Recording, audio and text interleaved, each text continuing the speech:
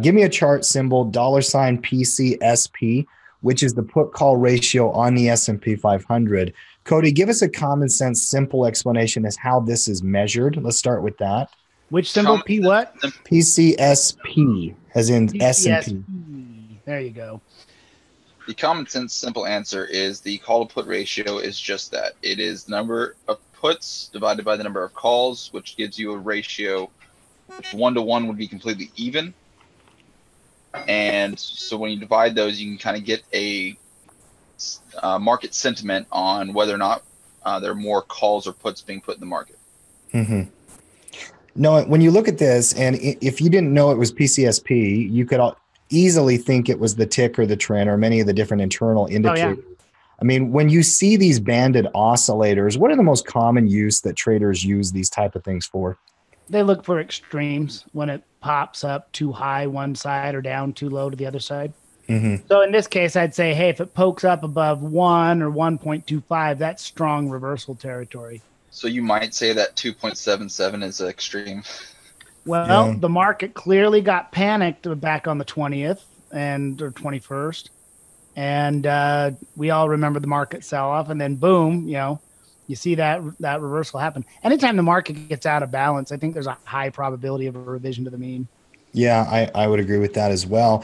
And if you look at that spike, it kind of explains the nature of this measurement. Is when markets are very nervous, they rush into put options and it spikes up. It's kind of like a VIX almost, but instead of VIX going up and down over time in a trend, this one always anchors back into a median point. Now, the big discussion we had here this morning, is that median point 1 or is it somewhere closer to 0.75? The midpoint of that, visually I'm looking at that's more like 0.74 or 0.75. I know that the measurement in the calculation says anything over 1 means more put options. Anything under 1 means more call options by volume. Where do you got the middle there, Noah? I agree with you about that 0.74-ish. Mm-hmm. I'd say about the same. There's no way that we're going to be equal 1-to-1 at any point in time.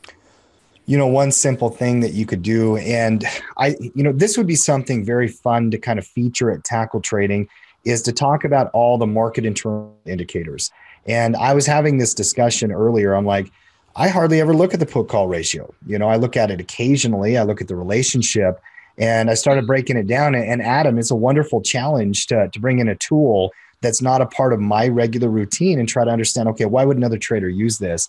No, I've been trading long enough to know many people are going to use tools like this to help them day trade, So they're going to go down to an intraday chart and look for extremes, or they're going to use it to help them measure some underlying sentiment about the market.